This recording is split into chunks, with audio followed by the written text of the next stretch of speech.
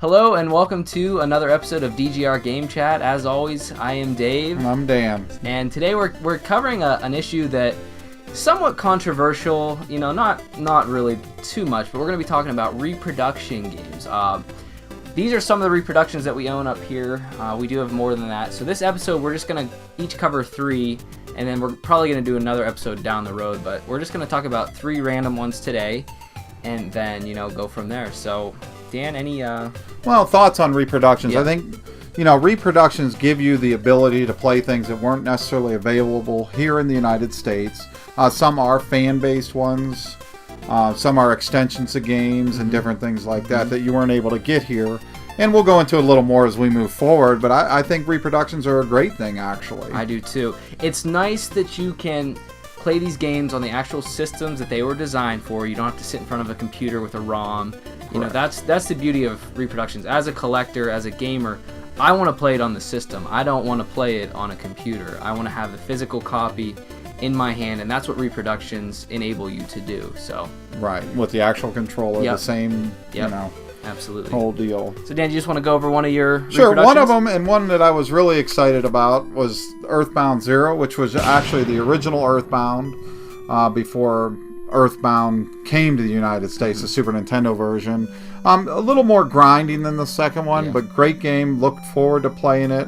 Playing it on the card on there. Yes. A company called TimeWalk Games actually did this one, complete in the box, shrink wrapped. It's awesome. And the cartridge is red, I believe. Yes, it is. And really cool looking. And Nintendo has since released it on the Virtual Console, so you can get a taste of it. It's an awesome game, though. Definitely a prelude to everything. You can see the similarities between that and Earthbound on the Super Nintendo. Right. Very similar. Story's a little bit different, but a little more grinding too. Yes, I mean, you had to grind a lot more in this one. And it's a little more difficult too, in my opinion as well. But a little bit more clunky on the controls, but awesome game. Being an Earthbound fan. Well, what's crazy about that game is that it was fully translated. Yes. And then Nintendo just didn't release it in America. Right. Another one of them whatever things. Reasons. But didn't think we could do it. Yep.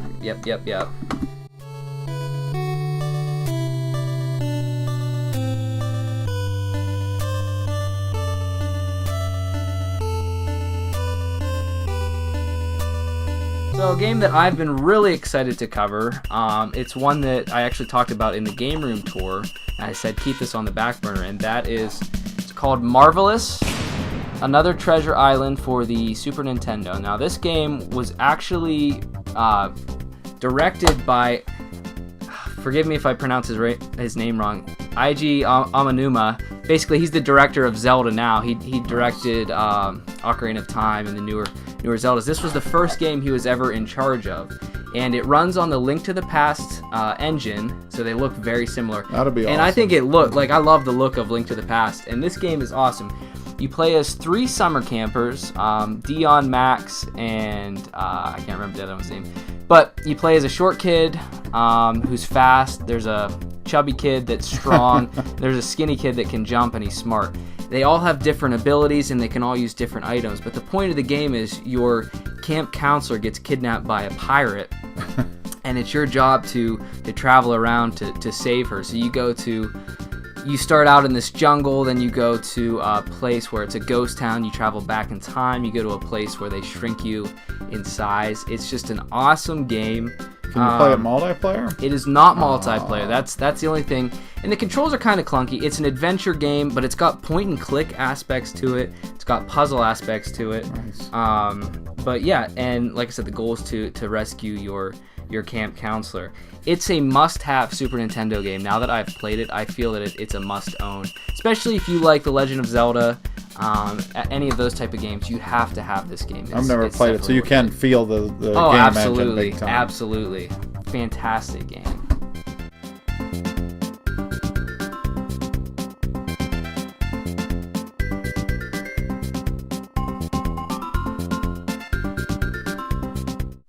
And the second game I'll talk about is F-Zero 2. Being a fan of the first one, it was one of the original launch titles for the Super Nintendo system. played the Super Nintendo version to death. Always looking for more. The F-Zero 2 satisfies that. I mean, so much similarity. Yeah, is it going to be a breakaway thing? No, but it just gives you more. That's what it is. It's like an extension. It's F-Zero 1.5, not really technically. Absolutely. But great game. Really showed the Mode 7 technology for the Super Nintendo. That's one thing they really pushed in the beginning, the layering of the backgrounds and things. Yes, I borrowed that from you at one point, I think without your knowledge. But I played it, and it is exactly like the first one, and that's not a bad thing. The first F-Zero is phenomenal, and it just extends upon that. And that is one thing with Dave. I do have to pat him down when he leaves my house at some point, because you never know what's going to be. It's true. It's true. Very true.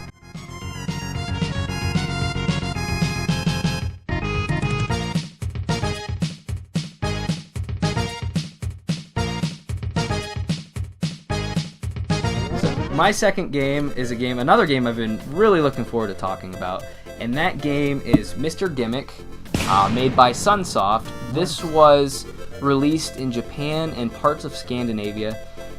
It's extremely rare if you want the actual real form of it, like the Japanese cart. They go for over $500. But this game is phenomenal. I truly believe it's one of the best original Nintendo games that was made out there, and it's just a shame that it was only released in certain parts of the world. A little bit about it: the attention to detail in this game it's unreal. What is it? Is it like a puzzle game? It's a platformer. It plays like a Mario. It's very cute. You play as a toy. Your owner gets kidnapped, and you have to go back to this toy world and save her. So it looks very kiddie. But it is one of the most brutally difficult games that I've played. There's 7 levels, and I cannot beat the 5th level. I've played it many times. It's so hard, but it doesn't deter me from the game. It's just so fun. What your power is, you get this star, and you throw it, and you can jump on the star, and that's how you hurt enemies and whatnot. But the soundtrack in this game, I think it's one of the best soundtracks on the NES. Actually, the actual real version, the Japanese version, there was a special sound chip in the game that produced a very high-level sound quality that most of the original Nintendo games That's a high mark for a Nintendo game to have that. Absolutely, absolutely. And like I said, do not let the cute look of it deter you. It is difficult. And what's like that, like in a reproduction, what would something like that cost you? I actually got this I bought this from a shop on Etsy. Actually, it's not on there anymore. I think I paid $40 for this compared to $500 for it wouldn't be translated or anything. Not that there's that much text in this, but $40 to have this, absolutely, I'll take this any day. And that's another thing with reproductions that we really can emphasize a little bit is some of these games, I mean, to buy the original copy or something is very expensive, and it puts you a more affordable way to actually play the game as it was meant to be. And I think that's a lot of things with the reproductions. Exactly. Yeah, they're not going to be making any more of the real Mr. Gimmick. This is one of the only ways that you can get it unless you have a lot of money just lying around. Right. One more thing about this game, I'm in the process of recreating all the levels from Mr. Gimmick in Super Mario Maker. So if you're interested in playing some of those, I'll put the link in the description of my level code so you can give them a try. I'm doing that just for respect for the game because I love this game so much. I was trying to pay homage to it and recreate the level. So.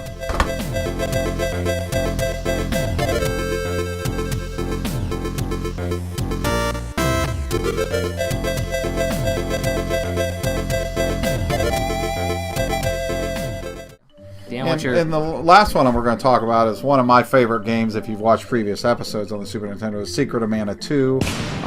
Great game. They did an awesome job on it as well. Very disappointed they didn't bring a U.S. version, but this satisfies that 100%. Multiplayer as the first one. Fully translated. So you can understand the story. Because Secret of Mana, the story is important to the game. It is. Yeah, most RPGs, you do have to have this story. Certain titles like F-Zeros and some of the platforms, the story doesn't mean, but in the role-playing games. But great game. If you're a fan of the first one, I highly recommend this one. It's even more graphically impressive than the first one. Like, the first one was really great graphically, and that one even steps the enemies, like the zombies, they have like zombie skeletons in this that are just the animation so amazing on it. Yes. I believe that was a later release in the Super Famicom life. So that's probably, they really tapped the full potential of the system with that game. So that's unfortunate because there's a lot of games that were released in Japan that never made it to the U.S. shores. For one reason or another, we ended up getting Secret of Evermore. Same game engine as Secret of Mana 1 and 2, but they left a lot of things out, like the multiplayer. Yeah. The story was okay, but it wasn't Secret of Mana. Yeah, it wasn't. It was good, but it wasn't quite on that level. But yeah, that's the beauty of Reproductions, is that it's giving us the opportunity to play these games that we never would have been able to play unless, you know... Well, either through emulation, which it's not the same. It's not.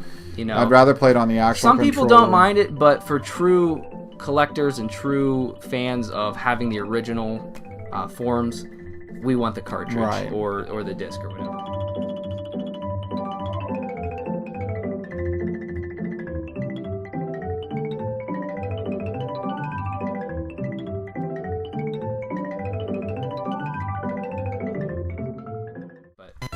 The last game. Well, go ahead. Yeah, your last one. My last one that I'm going to talk about. It's a game for the Game Boy. It's called For Whom the Frog. How do I say this? I've never played it. For the Frog, the Bell Tolls. Excuse me. For the original Game Boy. It was actually developed by Nintendo, R&D 1. This game is actually... They made this game to test the engine for Link's Awakening. Oh, really? So it looks exactly like a Link's Awakening. It plays completely different, but graphically, that's what it looks like. The actual main character you play is Prince of Sable, and he actually appears in Link's Awakening. He makes a cameo in that game just to kind of... It shows how they tie together. But how the game plays, you play as a prince and your best friend, and the princess gets turned into frogs, and you have to save them. But the way it's got 2D platforming in it, but it's also got an overworld, kind of like Zelda.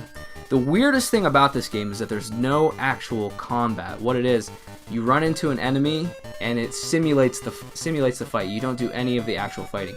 Very hard to explain unless you play it, but it's a phenomenal game. I can't recommend it enough. If you like Link's Awakening on the Game Boy, if you like Oracle of Ages, Oracle of Seasons, highly recommend this game. This is another one. So this came out before Link's Awakening? Came out before Link's Awakening. Yes, it came before it.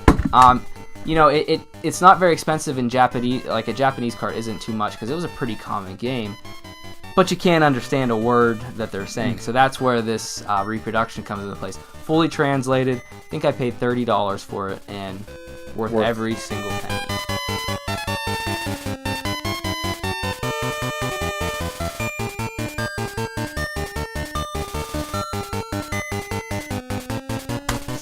Yeah, and that's the case, I think, with most reproductions. I mean, we talk about emulation where you can plug a controller in through your computer and play it. I think playing it on the actual console, for me personally, that's how is I everything. am too. And everyone's different. I understand that, but... And it is a fine line. I mean, a lot of these games are... Due to the patents running out on the Super Nintendo Genesis and things like that, they're able to kind of get away with that. If the stuff wasn't officially released in the States, they can get away with without lawsuits. You know, there's a fine legal line as to where it's legal. And that's where the controversy comes into play. You know, we're not trying to resell these to make money. We just want these to have these. We want to play them. That's what it comes down to. And we want to play them on the system that they were designed to be played on. It's as simple as that. But yeah, like I said, we have more reproductions that we'll cover in future episodes. But we just wanted to throw these out there. You know, if you guys have any reproductions out there, we want to hear what they are. And, you know, that's... Any of your thoughts on what you think of the reproductions or emulation? We want to hear your thoughts. Awesome. We enjoy interacting with you in the comments. And we love hearing what you guys have to say. So thanks for watching. Thanks. And we'll see you soon.